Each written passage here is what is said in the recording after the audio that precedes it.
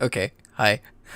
I'm recording this at nearly 2 a.m., so you'll excuse my hushed tones, but Doctor Who episode 1 and 2 just aired. Well, I say aired. It's available on iPlayer. And I've just watched both episodes, and I don't think my eyebrows have climbed back down to my eyes in the last 2 hours. Where to begin? Okay, I guess we begin with Space Babies. In some respects, Space Babies felt like Doctor Who as I recognize it. You've got a spaceship, you've got the survivors, you've got a monster that turns out to be something that it's not entirely meant to be. You've got a mystery as to why events are the way that they are. You've got high stakes. You've also got Space Babies. Whenever I recommend New Who to people, I always kind of add the caveat of some episodes are a little bit weird.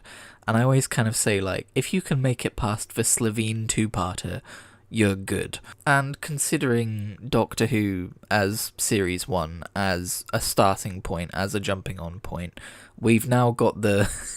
you just gotta get past the Space Babies from episode 1.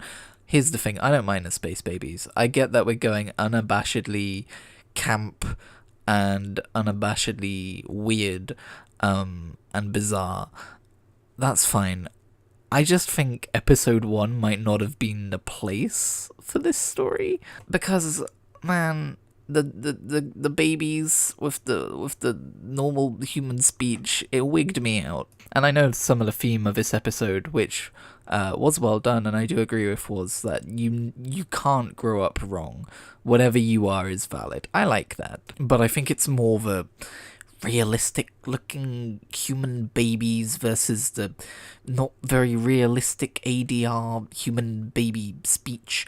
But I did like the reveal of what the bogeyman was, and that he was made of bogies. And I think one of the most shining elements of that episode is the introduction, I guess not the introduction, but a continuation of the Doctor and Ruby's chemistry that they have with each other. They really do feel like the next generation have been handed the keys to the TARDIS, and they're just having fun with it. Like, maybe that's more of a Ncuti Gatwa, Mitty Gibson kind of observation, but it feels that way in the story as well. The story's done a really good job of kind of like being like, yeah, I'm the Doctor, I'm the new Doctor, and I've got the whole universe for my playground, and I'm kind of unburdened from some of this trauma I've been, it's still there, but I have a more healthy way of looking at this trauma I've been lugging around with me for the last 13 seasons. And we still have the last of the Time Lord stuff, we still have the my planet was destroyed stuff. Well, not destroyed, but it's over, that kind of thing.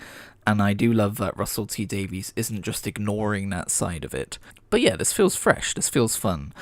And while maybe I wish the topic wasn't Space Babies, and it might not be an episode I'm going to rush to rewatch, I also still think it was, at its core, more Doctor Who than some of 13's stories have been. I think sometimes people forget Doctor Who, when it comes to science fiction, has always been a bit wacky, has always been a bit bizarre, has always been a bit, less interested in serious storytelling and more interested in, here's a weird situation, how do we deal with it?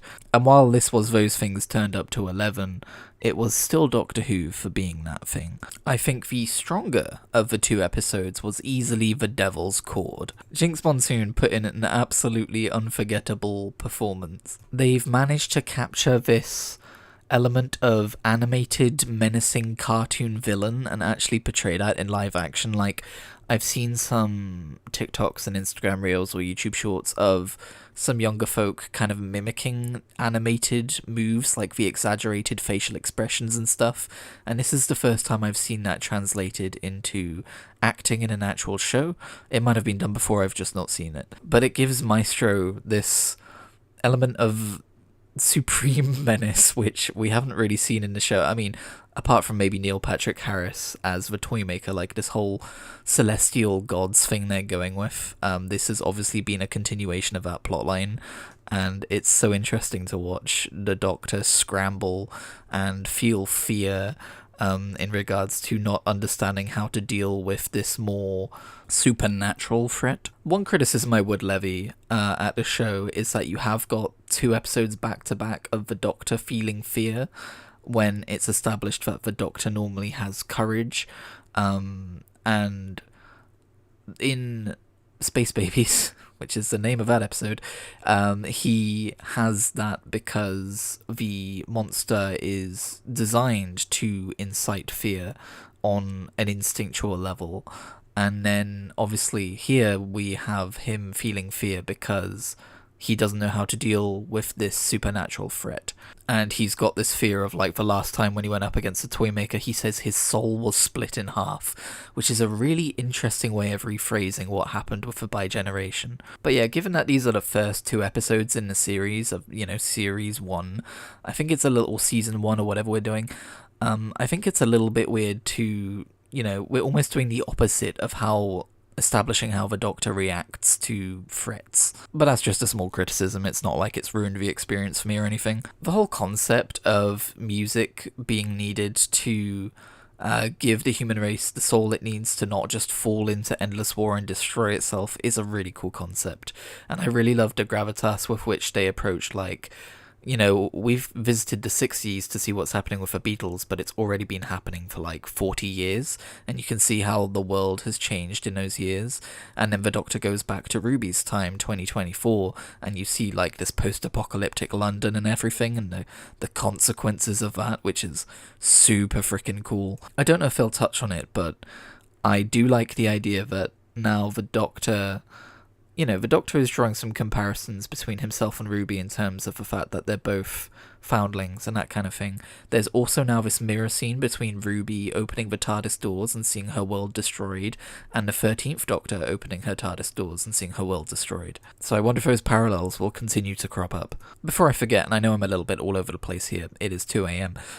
There was also this scene where the Doctor was talking about the fact that he's living across town as the first Doctor with his granddaughter Susan, and you have Ruby being like, wait, granddaughter? And he's like, yeah. And she's like, you have kids? And he's like, I had kids, or I'm gonna have kids. It's a bit weird with Time Lords. And that threw me for a loop. I suddenly went, wait, hang on a minute. Is this the reason we've never heard about the Doctor's kids? Because he's had them in the future, he hasn't had them yet, and he knew that about Susan. When he found Susan as the first Doctor, he knew that he hadn't had his kids yet that would end up being her parents. That would be such a cool idea. And I know there's some weird old lore with, like, there was a whole comic series regarding the Doctor's kids or something. There's some really weird niche bits of lore, but that's just Doctor Who canon in a nutshell. But that might be why he said he has had and will have, or all will have, I don't know. I also really love how they finally addressed the whole, like, what happened to Susan with the whole Time Lords going extinct twice thing, and like the Doctor not knowing and how that affects him. Also, if you want to see a little video clip of me reacting to all of this, there is a tweet I made, which is getting a lot of likes right now, that I will put in the description. All the same, you get the sense that with this, if we're going to call this another reboot of Doctor Who, you get the sense that the laws have kind of been loosened a little bit. We're more about having fun than we are about obsessing over lore and rules. And I'm glad I'm watching this version of a show from the place where I'm at with it now, because during Peter Capaldi's run specifically, I was so hypercritical about the show, about it conforming to the lore, about it having the right tone, about it addressing the right story beats, the right characterization beats, and I would go to Reddit and I would see how other people were talking about it and being as critical as I was. And I'm not that person anymore, thank God, because I think that person would probably have not been able to enjoy these 2 episodes, certainly not as much as I have done tonight. Which brings me to the last thing I want to talk about. This is going to be a shorter one because, again, it's late and I do want to get some sleep. But I just want to acknowledge that there is going to be, I haven't looked yet, but I know they're out there, there's going to be a section of the fan base who are going to be watching Space Babies and are going to be watching The Devil's Chord and are just going to be having the worst time because it's so camp and it's so unabashedly camp. And some of these people are going to be various levels of phobic about various types of people, and they're going to be throwing out bad faith arguments trying to hide the fact that they're phobics, and that kind of thing. And I know I'm throwing pleas on deaf ears, but I just kind of want to be like, just ignore them. Just let them be angry in their little bubble, and we can enjoy the show over here. How does that sound? Another difficult thing is going to be that there are going to be legitimate criticisms which are going to be harder to discern because that crowd is going to be throwing out these bad faith arguments. And just to clarify as well, it's absolutely right to defend this thing and defend the way that it is, defend it being camp, defend it being queer, defend it being all those things.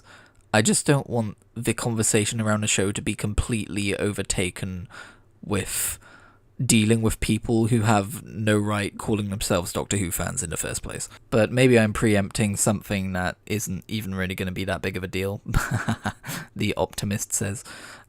So yeah, there's plenty more I would like to say about these episodes, but I don't have much time to talk right now, so I'm just going to end it there.